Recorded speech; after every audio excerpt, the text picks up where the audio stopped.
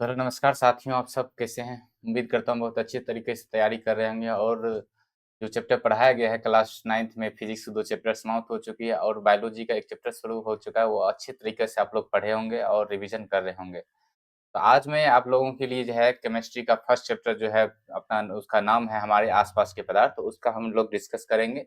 और उसमें जितने सिलेबस में क्वेश्चन आपको दिया गया, जो सिलेबस है सिलेबस के अकॉर्डिंग हम लोग इसका हम स्टडी करते हुए जाएंगे। सिलेबस से बाहर हम कुछ एक्स्ट्रा चीज पढ़ाने की कोशिश नहीं करेंगे, ताकि जो एक स्मार्ट तरीके से तैयारी हो, ताकि अच्छे तरीके से अंक ला सकें और अपनी तैयारी को अच्छी बना सकें। तो उम्मीद करता हूँ आप लोग अच्छे से तैयार कीजिएगा और इसका जो नोट्स है आप जो है बहुत अच्छे से तैयार कीजिएगा।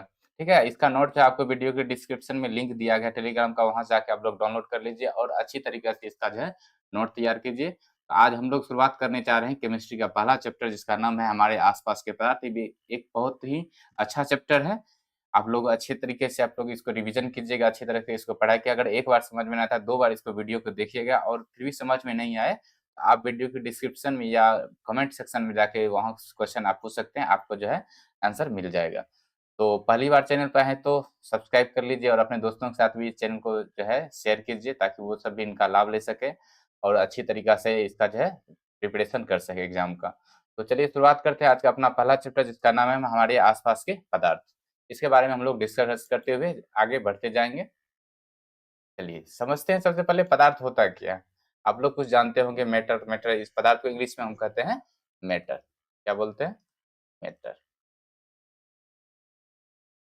पदार्थ क्या होता है? पदार्थ हम आसपास में जितनी चीज देख रहे हैं, हम आंखों से जो भी चीज देख लेते हैं, कुछ ना कुछ उसमें या तो मास होगा और मास होगा तो कुछ ना कुछ वो स्थान घेरेगा। इसे मार कर देख रहे हैं, इसमें कुछ ना कुछ द्रव्यमान है, इसका कुछ वजन है, ये कुछ ना कुछ स्पेस घेर रहा है।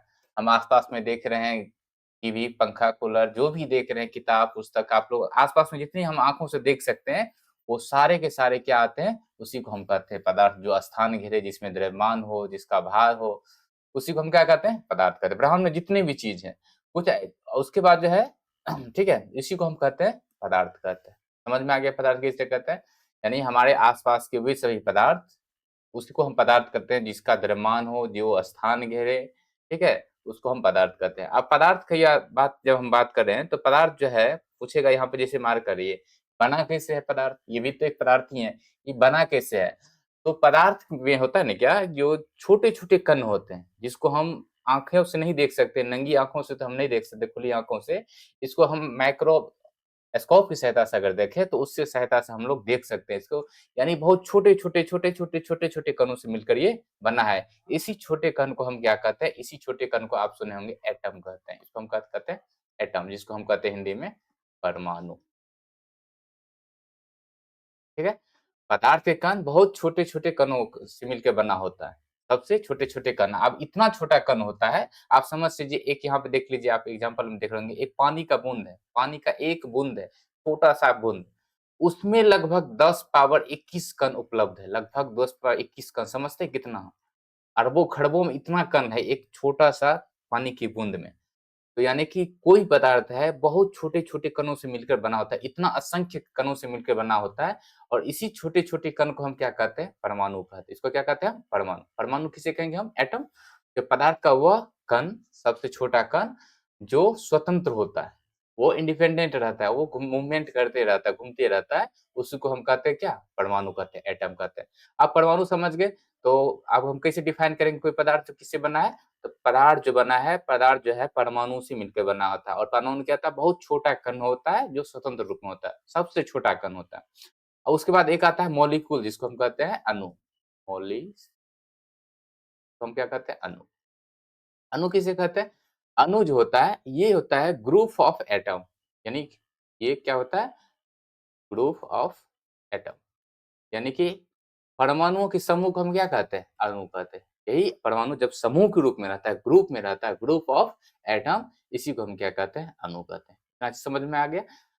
परमाणु, अणु समझ गए। यानी पदार्थ क्या होता है? पदार्थ होता है, पदार्थ की सबसे पदार्थ जो होता है, जिसको हम देख सकते हैं, जिसमें स्थान हो, जो स्थान घेरता हो, जिसमें बाहर हो, जिसका द्रव्यमान हो, उसको पदार्थ कहते हैं। पदार्थ किससे मिलकर बना है?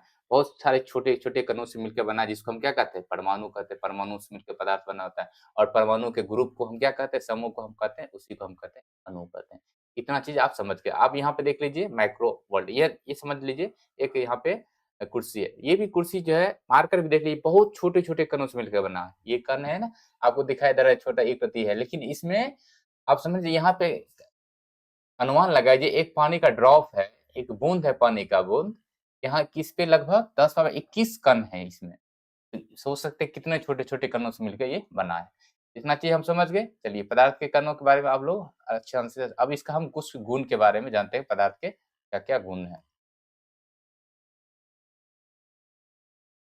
पदार्थ के पहला गुण क्या होगा? पदार्थ जो होता है बहुत छोटे-छोटे कण, पदार्थ में क्या होता है? बहुत छोटे-छोटे कण होते हैं। बहुत छोटे कण, इतना छोटा कण होता है जिसको हम एक सूक्ष्मदर्शी की सहायता से भी नहीं देख पाते हैं, इतना छोटा-छोटा कण होता है। तो पहला गुण क्या हो जाएगा? पदार्थ के कण जो होता है बहुत छोटे होते हैं, बहुत-बहुत छोटा होता है, जिसको हम एटम कहते हैं। इसको हम सूक्ष्मदर्शी की सहायता से भी हम नहीं देख पाते हैं। ठीक है?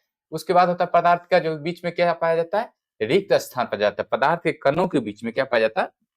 रिक्त स्थान पाया जाता है। रिक्त स्थान यहाँ देखिए, ये कण है उसके बीच में, उसके बीच में क्या है? ये रिक्त स्थान पाया जाता है। दूसरा कलम यहाँ पे, तो ये जो कण है इसके बीच में ये रिक्त स्थान, ये रिक्त स्थान, ये रिक्त स्थान, ये रिक्त स्थान, खाली जगह है।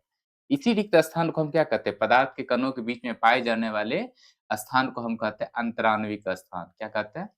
अंतराण्विक स्थान कहते हैं। इंटरमॉलिक्यूलर स्पेस कहते हैं, यानी पदार्थ के कणों के बीच में पाए जाने वाले स्थान को, यानी खाली जगह को या रिक्त स्थान को हम क्या कहते हैं? अंतराण्विक स्थान कहते हैं। यहाँ से क्वेश्चन पूछा गया है, जो अंतराण्विक स्थान किसे कहते हैं? तो पदार्थ के कणों के बीच में क्या पाया जाता है? खाली स्थान पाया जाता है, रिक्त स्थान पाया जाता है। इसी को हम क्या कहते हैं? अंतराण्विक स्थान कहते हैं। दूसरा गुण हो गया, पदार्थ छोटे कणों से मिलकर बने होते हैं, पदार्थ कण बहुत छोटे-छोटे होते हैं। उसके बाद पदार्थ के कणों के बीच में क्या पाया जाता है? खाली स्थान पाया जाता है, रिक्त स्थान पाया जाता है। तीसरा गुण क्या है अपना? पदार्थ के कण निरंतर गतिशील है, ये है मार्कर। इसके अंदर में जो भी कण है, ये हमेशा मूवमेंट करते रहता है, घूमते-फिरते रहता है, ये हमेशा गतिशील है, मूव करते रहता है। यानी इसके कण क्या होता है? हमेशा मूवमेंट में रहता है। आपको दिखाई नहीं देता है जो मूवमेंट कर रहा है, लेकिन ये जितने भी आस-पास चीज़ देख रहे हैं, सब मूवमेंट कर रहा है, उसके कण। ठीक है? तो तीसरा गुण क्या हो जाएगा? पदार्थ के कण जो होता है, वो हमेशा कैसा है? गतिशील है, वो मूवमेंट करते रहता है। उसके बाद चौथा गुण है, तो पदार्थ के कण एक-दूसरे को आकर्षित कर ले रहता है, ताकि जैसे कि मार्कर, अगर इसका कण जो है एक-दूसरे को आकर्षित नहीं करेगा तो ये टूट जाएगा तुरंत, ये बिखर जाएगा, ये बन ही नहीं पाएगा। जैसे पानी का कण, क्या होता है उसमें आकर्षण बल कम पाया जाता है, जिससे पानी बिखरा हुआ रहता है। गैस में तो सबसे कम ही होता है, इसलिए उसमें बहुत सारा गैप रहता है, क्योंकि हाँ, ऐसे-ऐसे गैस रहता है। के बीच में बहुत सारा गैप होता है। तो उसके कण आकर्षित, उसमें आकर्षण गुण सबसे कम होता है उसके कणों के बीच में।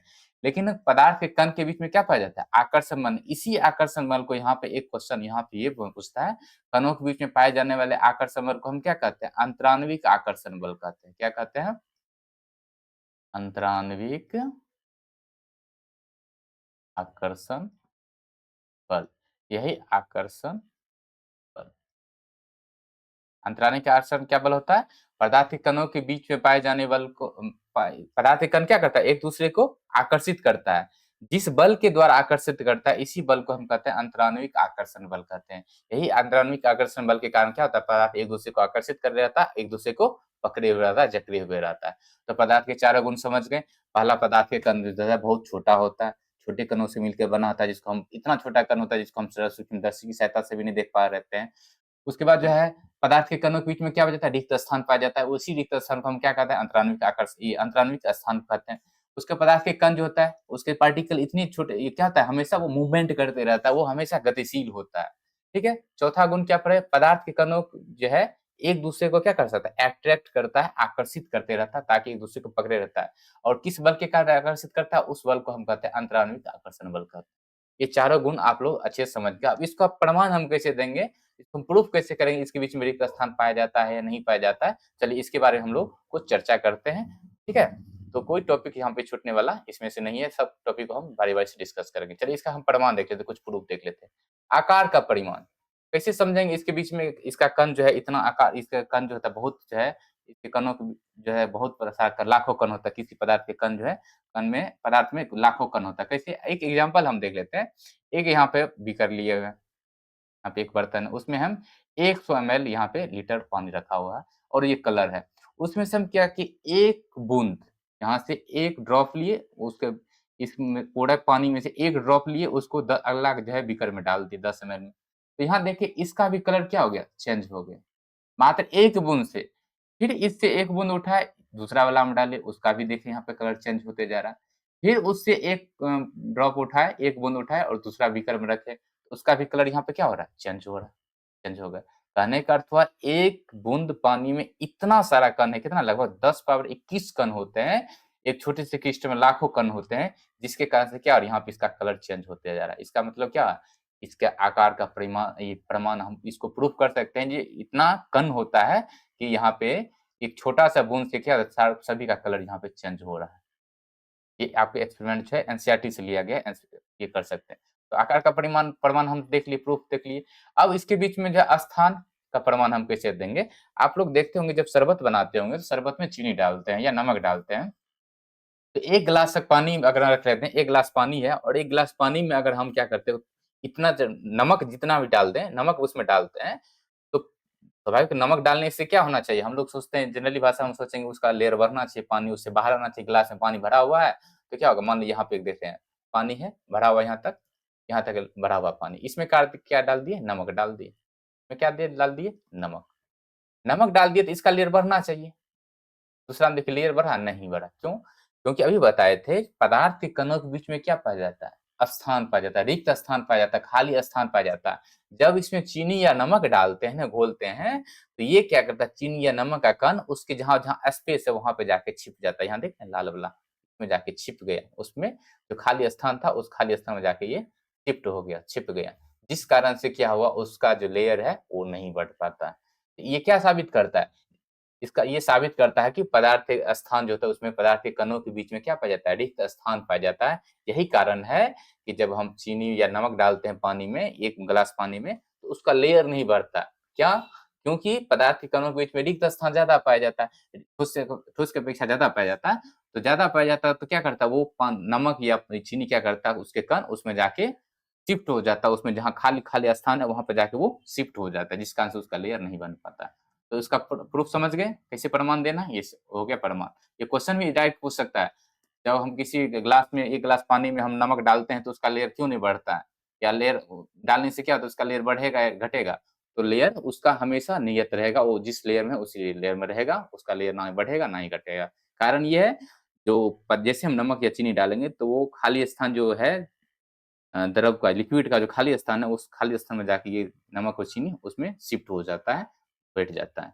ठीक, जिस कारण से क्या होता है? छिप जाता है, जिस कारण से उसका लेयर स्तर नहीं बढ़ पाता। इतना चीज़ समझ गए? चलिए अगला हम टॉपिक यहाँ पे इस पे थोड़ा-सा चर्चा और कर लेते हैं। स्थान तो हो गया, अब यहाँ पे हम जो है यहाँ पे ये डिस्कस कर लेते हैं, जो गति का प्रमाण कैसे मूव करता है, हम कैसे समझे कि ये मूव कर रहा है कि नहीं कर रहा? आप लोग सुबह-सुबह देखते होंगे जब आपके घरों में पूजा-पाठ होती है तो अगरबत्ती जलाई जाती है। और सुबह-सुबह खाना भी जब बनता है, मान लीजिए जब खाना बनता है तो गरमा-गरम जो खाना बनता है, उसकी महक दूर तक सुनाई देता है। अगर आप मीट बना रहे हैं, उसमें गरम मसाला दे दिए, मीट मसाला डाल दिए, पूरा अच्छा से महक जो है, एक रूम से दूसरे रूम तक चला जाता है, दूसरे रूम से तीसरे रूम तक उसका सुगंध चला जाता है। कारण क्या है? इसमें डिफ्यूज़न कम जिसको हम कहते हैं विसरण विसरण प्रक्रिया के द्वारा ऐसा होता है। कारण ये है कि जब हम गरम खाना बनाते हैं या अगरबत्ती जलाते हैं, तो अगरबत्ती का जो कण है, उसका धुआँ का कण क्या होता है, हवा के कणों से जाके मिल जाता है और हवा के कण मिल के क्या करता है, आपस में तेज़ी से वो फैलाने लगता है। वो तेज़ी से फैलता है जिस कारण से दूर में भी उसका जो है सुगंध क्या होता है, दूर-दूर तक चला जाता है। तो इसका कारण क्या है? वो गति कर रहा है। क्या कर रहा है वो? गति कर रहा है। यहाँ देखिए अगरबत्ती जला रहे हैं, इससे महक जो है हवा के कण से मिलके क्या हो गया दूर-दूर तक फैल जाता है। एक कण से एक दीवार के कोना एक कोना में रखेंगे तो चारों तरफ वो फैल जाता है। आप गरमा-गरम भोजन भी बनाते होंगे, तो गरम जो भोजन बनाते हैं क्या होता है? उसका महक दूर तक फैल जाता है कारण उसका महक जो होता है वो क्या करता है धुआँ वो हवा के कणों से क्या करता है मिल जाता है और तेज़ी से वो फैलने लगता है। और ये भी बात भी ध्यान में रखना आगे हम बताएँगे इसमें जो डिफ्यूज़न किसमें ज़्यादा होता है, किसमें कम होता है, टेम्परेचर बढ़ाते हैं तब कब होता है। आप देखे होंगे जब भी खाना का महक जो होता है ना, वो गरम खाना में ज़्यादा महक होती है और ठंडी खाना में महक जो है ज़्यादा दूर तक नहीं जा पाता। इसका कारण क्या है? इसी चैप्टर में हम पढ़ेंगे, अगला जो है टॉपिक जो है उसपे हम डिस्कस करेंगे क्योंकि टेम्परेचर ज़्यादा होने से क्या होता है, उसके कणों की गति जो होता है वो तेज हो जाती है, यानी जिसको हम कहते हैं गतिज ऊर्जा होता है वो ज्यादा होती है, और ज्यादा गतिज ऊर्जा होगा तो विसरण का गुण भी अधिक होता है। विसरण का गुण हम समझाएंगे अभी क्या होता है। चलिए आप आकर्षण का प्रमाण हम समझ लेते हैं कि पदार्थ के कण एक दूसरे को कैसे आकर्षित करता है, इसका प्रूफ हम कैसे देंगे। आप यहाँ पे एक मार्कर देख लीजिए, अगर ये इसको तोड़ेंगे, तोड़ने के लिए कुछ ना कुछ बल लग रहा है। अगर इसमें आकर्षण बल नहीं रहता, एक दूसरे को इसका कण जो नहीं पकड़े रहता, तो आसानी से तोड़ सकते थे। ये इसे एक तो इसका सही आकार भी नहीं बन पाता, लेकिन इसके कण जो है आपस में क्या एक दूसरे को पकड़े हुए हैं, एक दूसरे को पकड़े हुए हैं, जकड़े हुए हैं। इसको हम तोड़ेंगे तो तोड़ने के लिए क्या चाहिए, हमें बल की जरूरत पड़ेगा। इसी इससे स्पष्ट क्या होता है, तो इसके कण क्या है आपस में एक दूसरे को पकड़े हुए, इस कणों के बीच में क्या है आकर्षण बल काम कर रहा है, इसी को हम कहते हैं अंतराण्विक आकर्षण बल काम कर रहा है। आप यहाँ दूसरा एग्जांपल में देख सकते हैं, चौक लोहे के कील है, लोहे के कील में क्या है इसके कण के आपस में एक दूसरे को पकड़े हुए, जिस कारण से क्या है एक लोहा का कील, इसको तोड़ना आसान नहीं है। एक चौक लिए, चौक को तोड़ने के लिए क्या किया हम, एक हैमर का उपयोग किया, एक हथौड़ा का उपयोग किया, तो दो भाग में टूट गए। दो भाग में भी टूटे तो अलग अलग यहाँ के भाग हुआ, यानी कि इसका कण जो यहाँ पे है ये टूट गया, अलग अलग हो गया। तो कुछ ना कुछ इसमें आकर्षण बल था, एक दूसरे को पकड़े हुए था, इसी कारण से ये क्या हुआ, टूटा। यहाँ पे रबर बैंड, आप रबर बैंड के बारे में यहाँ दूसरा जानते हैं, ये भी एक सॉलिड होता है।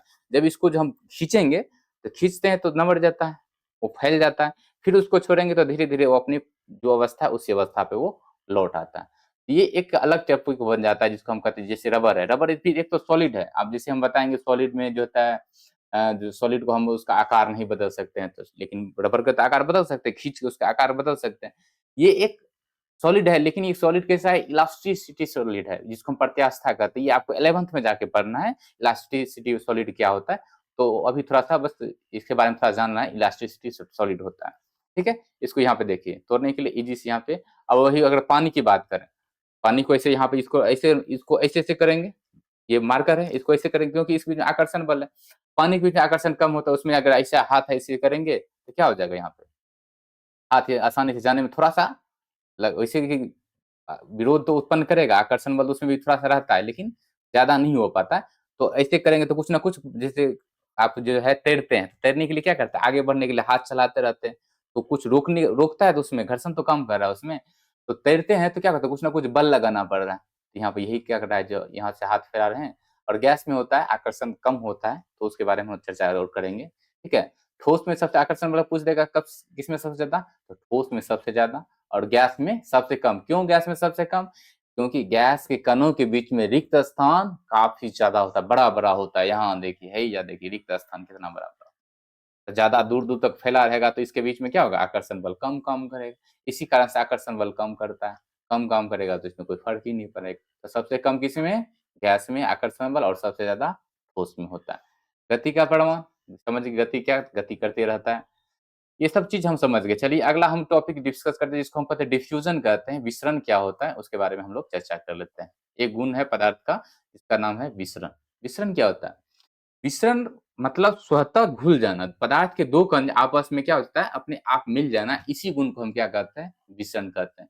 विसरण के कारण ही क्या होता है, गर्म गर्म खाना के स्वाद या अगरबत्ती की जो है सुगंध जो है, इत्र की सुगंध, जो परफ्यूम जो लगाते हैं, इसकी दूर दूर तक चली जाती है। इसकी सुगंध, इसकी जो सेंट जो है बहुत दूर दूर तक जाती है। किस गुण के कारण, ये याद रखना, विसरण गुण के कारण ये गुण है। विसरण किसे कहते हैं, विसरण एक ऐसी प्रक्रिया होती है जिसमें दो विभिन्न पदार्थों का क्या हो जाता है, अपने आप मिल जाता है। जैसे कि सुगंध, जैसे कि हम परफ्यूम लगाए थे, परफ्यूम का जो कण है और हवा कण, दोनों कण मिलके वो तेजी से फैलता है, जिस कारण से क्या होता है, दूर स्थित कोई आदमी है उसको भी उसका सेंट क्या होता है, महसूस होने लगता है। अब ये विसरण गुण किस पे डिपेंड करता है, विसरण गुण कम कहाँ होता है, ज्यादा कहाँ होता है। तो देखिए विसरण का गुण कम कब होगा, ज्यादा कब होगा, जब विसरण, आप ठंडे भोजन को देखेंगे ज्यादा देर तक, ज्यादा दूर तक उसका सुगंध ज्यादा नहीं पहुंच पाता। कारण क्या है, विसरण गुण उसमें कम होता है। जैसे ठंडा हो गया तो ठंडा हो गया तो उसका टेम्परेचर क्या हो गया, लो हो गया। टेम्परेचर क्या हो गया, लो हो गया। टेम्परेचर लो हुआ तो टेम्परेचर लो होता है, उसमें क्या होता है, गति कम होने लगती है, गति कम होती है। गति कम होना यानी गतिज ऊर्जा, उसी को हम कहते हैं, गति के कारण जो ऊर्जा उत्पन्न होती है उसको हम कहते हैं गतिज ऊर्जा। तो तापमान कम तो गतिज ऊर्जा कम, यानी मूवमेंट कम हो रहा है। तो मूवमेंट कम हो रहा है, विसरण का भी क्या होगा, उसमें कम होगा। तो विसरण गुण होगा कम, तो उसका क्या होगा, सुगंध ज्यादा दूर तक नहीं जा पाता है।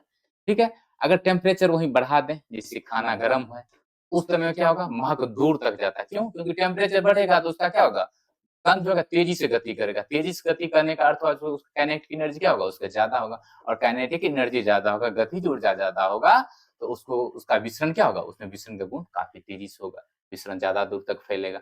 इसी कारण से ये होता है, तापमान पे डिपेंड करता है विसरण का गुण, तापमान पे डिपेंड करता है, तापमान अगर कम तो विसरण कम होगा, क्योंकि उसकी गतिज ऊर्जा जो होती है यानी उसके पदार्थ के कण जो होगा कम गति करेगा। अगर तापमान अधिक होगा तो क्या होगा, गतिज ऊर्जा ज्यादा कम करेगा, यानी उसके पदार्थ के कण तेजी से मूवमेंट करेगा, गति तेजी से करेगा, तो क्या होगा, उसका सुगंध जो है दूर तक फैलेगा, विसरण का गुण ज्यादा फैलेगा। ये एग्जाम्पल में आप देख सकते हैं, गर्म खाने की महक दूर तक क्यों जाती है, इसी कारण से, क्योंकि तापमान बढ़ने से क्या होता है, कणों की गतिज ऊर्जा बढ़ जाती है, और गतिज ऊर्जा बढ़ जाती है तो क्या होता है, विसरण बढ़ जाती है। विसरण उसी को ना कहते हैं, विसरण बढ़ जाना। तो विसरण बढ़ेगा तो इसके कारण से क्या होता है, गर्म खाने की सुगंध दूर तक जाती है। इतना से समझने में कोई दिक्कत नहीं, चारों गुण समझने, पदार्थ के कितने गुण हैं वो भी गुण के बारे में हम लोग समझ गए, पदार्थ के कणों के बीच में पदार्थ जो छोटे कणों से मिलकर बनता है, पदार्थ के कणों के बीच में रिक्त स्थान पाया जाता है, पदार्थ के कण जो गतिशील होता है, पदार्थ के कण एक दूसरे को क्या करता है, आकर्षित करता है, जिस कारण से एक दूसरे में वो बंधे रहते हैं। इतना चीज समझ गया, कोई दिक्कत नहीं होना चाहिए। अगर फिर भी समझ में नहीं आया तो आप वीडियो को दोबारा देखिए, वहां पे अगर समझ में नहीं आया तो फिर आप कमेंट सेक्शन में आप जाके क्वेश्चन पूछ सकते हैं, इसका जवाब जो है आप लोग को मिल जाएगा। अच्छे तरीके से तैयार कीजिए, नोट्स भी साथ में साथ आप लोग तैयार कीजिएगा। इसका नोट जो है, जो आप जो पढ़ रहे हैं हम, इसका नोट्स भी आपको हम वीडियो के डिस्क्रिप्शन में दे देंगे, वहां जाके आप डाउनलोड करके अच्छे तरीके से नोट आप लोग तैयार कीजिएगा। चलिए अगला हम टॉपिक को डिस्कस करते हैं। ये विसरण भी समझ गए, विसरण समझ गए, पदार्थ जब दो पदार्थों के कण आपस में मिल जाता है, इसी को हम क्या कहते हैं, विसरण कहते हैं। इतना तक समझने में कोई दिक्कत नहीं होना चाहिए। चलिए अब थोड़ा सा हम बात करते हैं सॉलिड, ये जो है पदार्थ के स्टेट कितने हैं, स्टेट ऑफ मैटर।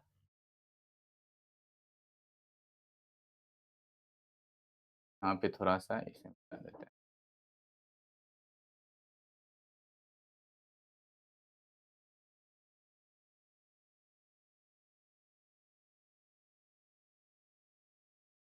देखिए, पदार्थ की अवस्थाएं, पदार्थ की मुख्यतः कितनी अवस्थाएं होती है, आपके सिलेबस के अनुसार पदार्थ की मुख्यतः 3 ही अवस्था होती है। अब बहुत से ज्ञानी इसमें बोलेंगे जो पदार्थ की तो 4 अवस्था नहीं 5 अवस्था होती है। एक होता है प्लाज्मा अवस्था भी होता है, एक तो ठोस होता उतना तो होता है ही। यहाँ पे मार्कर चेंज कर लेते हैं। एक होता है अपना ठोस, दूसरा होता है द्रव, और तीसरा होता है गैस। 3 अवस्था, सॉलिड, लिक्विड एंड 3 अवस्था होते हैं। एक अवस्था और होती है, पांचवी चौथी अवस्था और पांचवी अवस्था, जिसको हम कहते हैं प्लाज्मा अवस्था। प्लाज्मा अवस्था थोड़ा सा जान लीजिए, इसे पढ़ाएंगे नहीं इसके बारे में। प्लाज्मा अवस्था जैसे सूरज की चमक होता है, BEC, BEC Bose-Einstein condensate, BEC. इसके बारे में आपको जो डिटेल से ना इंटर में जाके पढ़ना है, तो आपके सिलेबस में नहीं दिया गया, तो इसे फालतू में दिमाग लगाने की जरूरत नहीं है, और ना ही परीक्षा में क्वेश्चन इससे पूछने वाली है। फिर भी आप जान लीजिए 5 अवस्था होती है प्लाज्मा, जैसे सूरज में चमक जो होता है वो प्लाज्मा अवस्था के कारण होती है। प्लाज्मा अवस्था, उसके बाद होता है बोस-आइंस्टीन कंडेंसेट जो होता है, जिसमें कि अपने देश के वैज्ञानिक थे जिसका नाम था सत्येंद्रनाथ बोस, और एक थे अल्बर्ट आइंस्टीन। ये दोनों ने मिलकर एक नए अवस्था का खोज किया जिसका नाम रखा गया था, जो कि पदार्थ की 5वीं अवस्था है, बोस-आइंस्टीन कंडेंसेट। मेन हमें पढ़ना है यहाँ पे ठोस, द्रव और गैस, इस अवस्था के बारे में पढ़ना। तो कितनी अवस्था होगी, 3 अवस्था, जिसको हम कहते हैं ठोस, द्रव और गैस। ठोस में क्या, ठोस किसको कहेंगे, जिसका आकार, जिसका आकार क्या हो एवं आयतन, एवं आयतन दोनों क्या हो, निश्चित हो। आकार और आयतन दोनों निश्चित हो, इसको हम क्या कहेंगे, सॉलिड कहेंगे, ठोस अवस्था कहेंगे। जिसका आकार एवं आयतन निश्चित होता है उसको हम ठोस कहते हैं। द्रव किसे कहते हैं, आकार तो अनिश्चित होता है, जिस अवस्था आकार अनिश्चित होता है, आकार निश्चित नहीं होता, लेकिन आयतन क्या होता है, वो निश्चित होता है। 2 लीटर पानी है तो 2 लीटर का ही होगा। चाहे 2 लीटर पानी को अगर हम 10 लीटर वाला बर्तन में रख देंगे तो उस बर्तन के आकार का वो रूप ले लेगा, लेकिन आयतन चेंज नहीं होगा। गैस में क्या होता है, ना ही आकार और ना ही आयतन, दोनों निश्चित नहीं होता, ना आकार निश्चित होता, ना आयतन निश्चित होता। तो उसमें दोनों निश्चित होता, आकार आयतन दोनों निश्चित हो गए। या मान लीजिए एक मार्कर है, इसका जो आकार है यही आकार कहीं भी रखेंगे तो इसी आकार का होगा। अगर ये 5 ग्राम का है तो 5 ग्राम का होगा, कहीं भी रखेंगे। लेकिन आयतन यहाँ द्रव में क्या होता है, आकार निश्चित नहीं होता, जिस बर्तन में रखेंगे उसी बर्तन का वो रूप धारण कर लेगा, लेकिन आयतन उसका निश्चित होता है। गैस में क्या होता है, ना आकार ना आयतन, दोनों चीज का जितना बर्तन हम चेंज करते जाएंगे तो आकार आयतन उस आकार का वो रूप धर लेगा, उस रूप में आ जाएगा वो। तो तीनों चीजें हम समझ गया। अब इस तीनों अवस्था को है विभिन्न प्रकार के गुणों के आधार पर कंपैरिजन करेंगे, जो इसमें इसमें जो है स्थान सबसे ज्यादा होता है, कि इसमें सबसे ज्यादा रिक्त स्थान होता है, कि इसमें रिक्त स्थान हो जाता है, इसके बारे में हम लोग चर्चा करेंगे। तो पहले हम समझ गए 3 अवस्था हो गई, एक होगी ठोस, द्रव और गैस, ठीक है। एक 2 अवस्था और थी, प्लाज्मा अवस्था और बोस आइंस्टाइन कंडेंसर, चौथी और पांचवी अवस्था। इसको हम यहाँ पे नहीं डिस्कस करने वाले हैं। इसकी जो है आपको 11th में पढ़ना है। यहाँ पे आप लोगों के सिलेबस में ना एनसीईआरटी सिलेबस में है, ना ही एससीईआरटी सिलेबस में, इसको आप लोग छोड़ दीजिए, ठीक है। तो अच्छी तरह देखिए, तैयारी करने का मतलब ये नहीं है कि जो हम पूरा पढ़ रहे हैं, पूरा नॉलेज कर रहे हैं वही पढ़ना है, स्मार्ट वर्क करना है। यहाँ पे अच्छे मार्क्स लाना है, स्मार्ट वर्क करना है। जो हमें पूछ के आया है, हमें एग्जाम में पूछेगा क्या, एग्जाम में जो पूछ रहा है उस अनुसार से हमें पढ़ाई करना है। ये नहीं कि आप पढ़ लिए है, मैट्रिक में पढ़ रहे हैं हम, 12th का सिलेबस उल्टा के पढ़ लिए, ना मैट्रिक का कंप्लीट होगा ना 12th का कंप्लीट होगा, ये दिक्कत हो जाएगा। तो हमें जो सिलेबस में दिया, हम सिलेबस के अकॉर्डिंग काम करेंगे। सिलेबस में जो पूछ रहा है वही हमें परीक्षा में पूछने वाली, उससे ज्यादा हमें नहीं दिमाग लगाना है, ठीक है। चलिए अगला हम टॉपिक डिस्कस करते हैं। अब इसका गुण क्या होता है, इसका ठोस, द्रव, गैस, इसका गुण के बारे में हम लोग चर्चा यहाँ पे करने वाले हैं। यहाँ पे थोड़ा सा देख लीजिए, ये हो गया। हाँ, गुण, आकार और आयतन अभी बताए थे। ठोस का आकार और आयतन क्या होगा, दोनों निश्चित होगा। ठोस का आकार और आयतन दोनों निश्चित हो। द्रव में क्या होगा, आकार तो अनिश्चित होगा, आकार निश्चित नहीं होगा, यानी कि जिस पात्र में रखा जाए, पात्र मतलब बर्तन, जिस बर्तन में रखेंगे उसी बर्तन का वो रूप धारण कर लेगा। लेकिन आयतन, वो आयतन निश्चित होता है द्रव का। गैस में क्या होता है, गैस में आकार ना निश्चित होता, ना ही आयतन निश्चित होता है, ठीक है। समझ गए तीनों चीज। आकार और आयतन ठोस का निश्चित होता है, द्रव का आकार निश्चित नहीं होता, आयतन निश्चित होता है। गैस में ना आकार निश्चित होता, ना आयतन निश्चित होता है। अब कणों का स्थान के बीच दूरी, अब दो कणों के बीच में कितना स्थान है, सबसे कम स्थान अगर बात करें, अंतरानिक स्थान जो सबसे कम होता है वो किस में होता है, वो होता है ठोस में। ठोस में बहुत छोटा छोटा स्थान होता है, नहीं के बराबर होता है, नगण्य होता है। नहीं के होता है लेकिन नहीं कह सकते, ज्यादा नहीं होता है। सबसे कम पूछेगा तो ठोस में, उससे ज्यादा द्रव में होता है, ठोस से ज्यादा द्रव। यहाँ देखिए थोड़ा सा यहाँ स्पेस है, स्पेस ज्यादा है इसमें। इसी कारण से क्या होता है, नमक के कण, चीनी के कण इसमें जाके यही छिप जाता है, जिस कारण से इसका लेयर नहीं बढ़ पाता। और गैस में तो बहुत ज्यादा स्थान होता है। तो सबसे ज्यादा पूछ देगा कणों के बीच में स्थान किसमें पाया जाता है, तो गैस में। सबसे उससे कम द्रव में, और सबसे कम ठोस में। या तो यही पूछेगा या तो यही पूछेगा एग्जाम में। आकर्षण बल किसमें कम, आकर्षण बल उसमें सबसे कम जिसका अंतराणविक स्थान सबसे कम, यानी जिसके बीच में गैप कम होगा तो वही तो आकर्षण उसमें कम होगा, आकर्षण बल सबसे ज्यादा होगा। गैप कम है तो उस पर ज्यादा फोर्स लग रहा है, ज्यादा फोर्स के कारण वो दूसरी क्या है, अट्रैक्ट कर लिया, आकर्षित है। तो सबसे ज्यादा आकर्षण बल किसमें होगा, ठोस में होगा, क्योंकि इसके बीच में ये जो क्या होता है, स्थान जो है, रिक्त स्थान बहुत कम होता है। उसके बाद द्रव में उससे जो है ज्यादा कम होता है, मध्यम होता है, मिडिल कह सकते हैं। और गैस में तो लगभग नहीं के बराबर आकर्षण होता है, क्योंकि इसके बीच में रिक्त स्थान काफी ज्यादा होती है। इसी कारण से आकर्षण वो सबसे ज्यादा पूछेगा था ठोस में, उससे कम द्रव में, और सबसे कम गैस में, नगण्य होता है। गतिज ऊर्जा, गतिज ऊर्जा मतलब मूवमेंट करना। तो स्वाभाविक बात है, मूवमेंट कब करेगा, जगह रहेगा तब। तो यहाँ पर मान लीजिए जगह नहीं है, इस पे तो हम डांस नहीं कर सकते हैं, उछल कूद तो एक्सरसाइज तो नहीं कर सकते, क्योंकि यहाँ स्पेस कम है। वही पर फील्ड पर चले जाएंगे, तो फील्ड पर जाने के बाद क्या होगा, तो वहाँ जगह ज्यादा होता है, वहाँ पर जो भी एक्टिविटी करना है कर लेंगे। यानी जगह कम होगा तब जाके गतिज ऊर्जा ज्यादा होगा, और जगह तो हाँ सॉलिड में सबसे कम होता है, इसलिए सबसे न्यूनतम क्या होगा, इसमें सिर्फ कंपन हो सकता है, वाइब्रेट हो सकता है, कंपन हो सकता है। तो सबसे कम जो गतिज ऊर्जा किसमें होगा, वो ठोस में होगा। उससे ठोस से अधिक किसमें होगा, द्रव में। और सबसे अधिक अगर बात करें तो गैस में। तो यही कारण गतिज ऊर्जा ज्यादा होता है, तो विसरण का गुण ज्यादा होता है। इसी कारण से जो महक जो होता है, क्या होता है, अगरबत्ती का एक जगह से दूसरी जगह तक वायु के कणों के द्वारा मिलकर पहुंच जाता है। अब आता है यहाँ पे एक संपीड्यता गुण होता है। संपीडिता मतलब दबाना, एक दूसरे को कैसे संपीडित किया जा सकता है, दबा सकते हैं। जैसे बैलून को दबा रहे हैं, इस तरह से दबा रहे हैं।